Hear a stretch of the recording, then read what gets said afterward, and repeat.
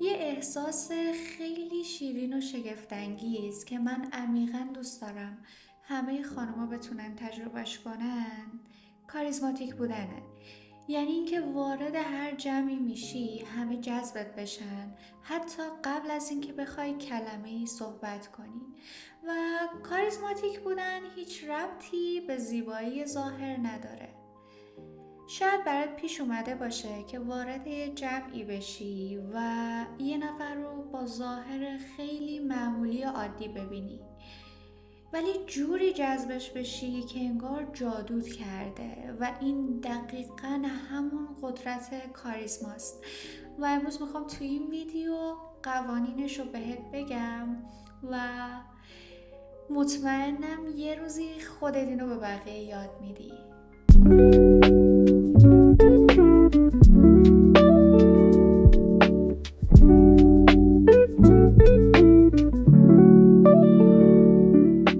سلام، من هانی ماورهن هستم. به چنل من خیلی خوش اومدین. اولین چیزی که باید بدونی اینه که تو نباید سعی کنی دیگران رو شیفته خودت کنی.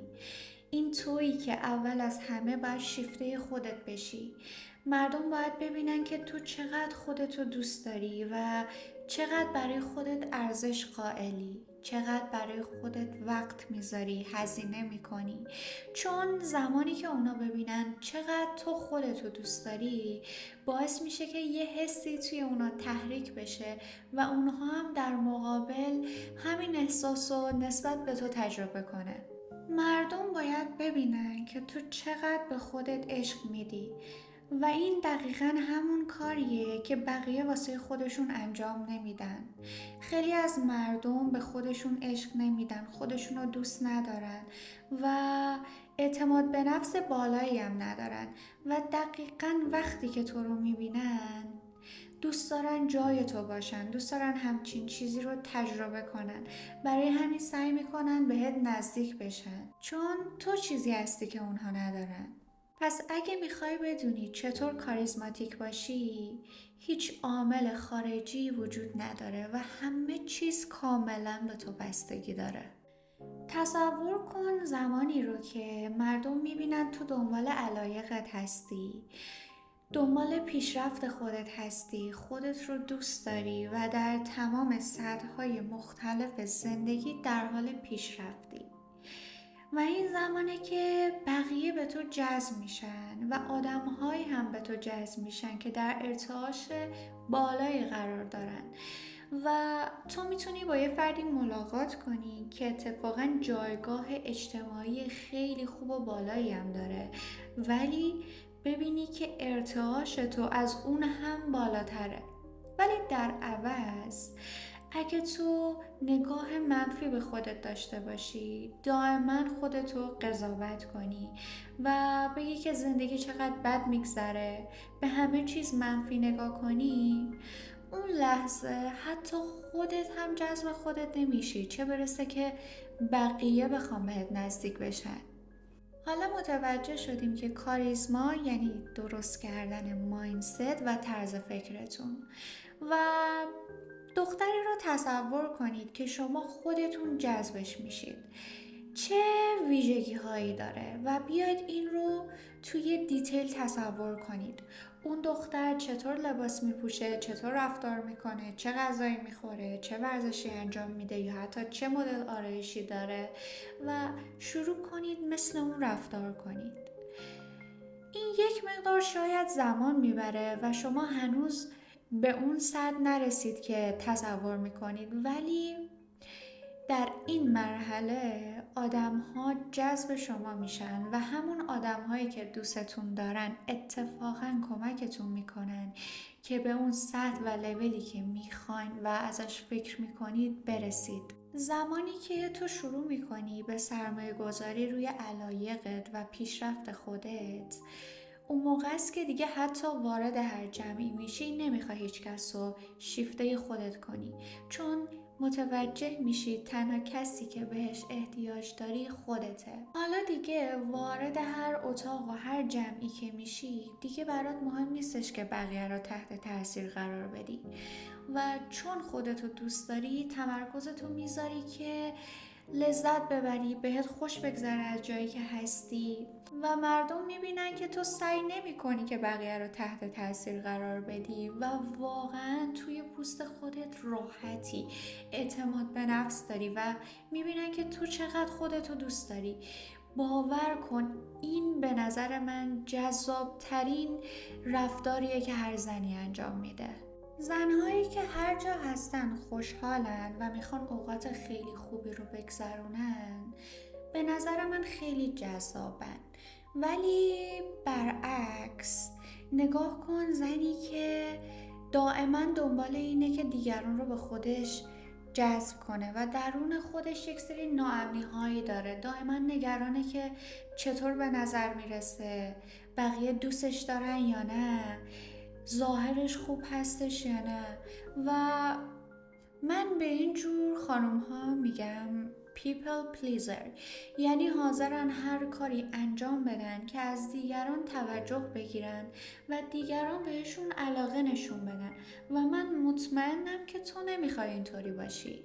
پس اینو یادت باشه کلید رسیدن تو به هر خواسته‌ای که داری و هر چیزی که توی زندگیت میخوای فقط خودتی.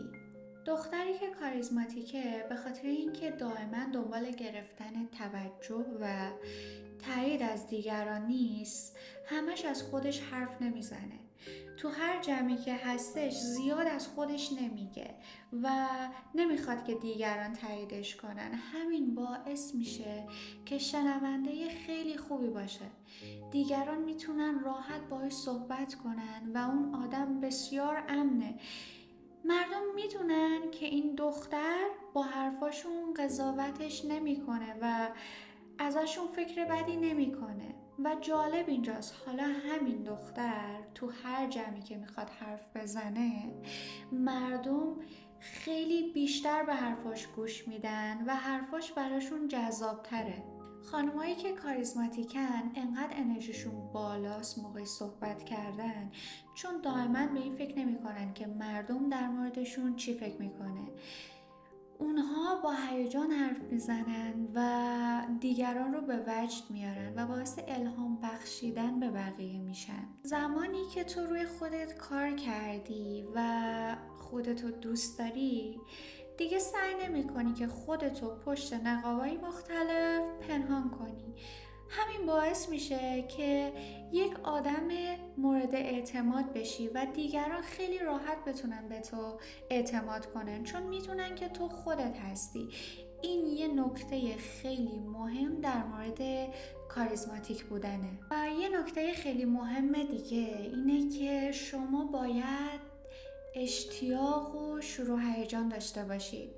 مردم به شدت به سمت این افراد جذب میشن. یعنی باید یک چیزی رو برای خودتون درست کنید که صبح با شوقش از خواب بیدار بشید و با عشقش زندگی کنید. مثلا برای من درست کردن محتوا یا همین ویدیوها خیلی با ارزشه به خاطر اینکه دوست دارم پیشرفت و موفقیت خانوما رو ببینم. برای یکی دیگه میتونه ورزش کردن باشه، برای یکی دیگه میشه پول درآوردن باشه، موفقیت بیشتر توی شغلش باشه و شما باید دلیلی تو زندگیتون داشته باشید که به خاطرش با شوق و اشتیاق زندگی کنید. پس اون دلیل رو برای خودت پیدا کن به خاطر اینکه وقتی مردم میبینن تو با چه شور و اشتیاق زندگی میکنی دوست دارن یه بخشی از زندگی تو باشن. زندگی تو براشون خیلی جذاب میشه و اتفاقا دوست دارن همون حسایی که تو تجربه میکنی رو اونها هم در کنار تو تجربه کنن. پس همین الان فکر کن که بهترین ورژن تو چه شکلیه؟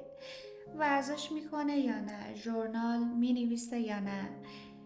چه کارایی توی زندگیش انجام میده و سعی کن مثل اون رفتار کنی و علاوه بر اون برای خودت دوستا و کامیونیتی درست کن که تو رو از لحاظ پیشرفت توی زندگیت و از لحاظ ذهنی بالا میبرن و وقتی که با اون افراد بیرون میری فقط به این فکر کن که لحظات خوبی داشته باشی، بهت خوش بگذره کنارشون و اصلا به این فکر نکن که بخوای دیگران رو تحت تاثیر قرار بدی و اون زمانه که میبینین دیگران چطور تحت تاثیر تو قرار میگیرن. وقتی که متوجه میشید که همه چیز توی زندگیتون کاملا به انرژی شما بستگی داره، زندگی شما کاملا متفاوت میشه و اون موقع است که حالا دیگران سعی میکنن که کاری بکنن که شما را تحت تاثیر قرار بدن، تلاش میکنن که شما از اونها خوشتون بیاد و میخوان که بخشی از زندگی شما باشن. میبینن که شما چقدر اعتماد به نفس دارید، چقدر زندگیتون خوب به نظر میاد و همه چیز داره اونطوری که میخواین پیش میره، واقعا دوست دارن بخشی از اون باشن. به انتهای یکی دیگه از ویدیوهامون رسیدیم و واقعا از ته قلبم امیدوارم که همه خانم ها بتونن این احساس شیرین کاریزماتیک بودن رو تجربه کنن و لطفاً اگه دوست داشتید آگاهی رو با بقیه هم تقسیم کنید، چون من عمیقاً باور دارم رشد و بیداری یک زن آغاز تغییر جهانه. دوستتون دارم و توی ویدیوی بعدی میبینمتون.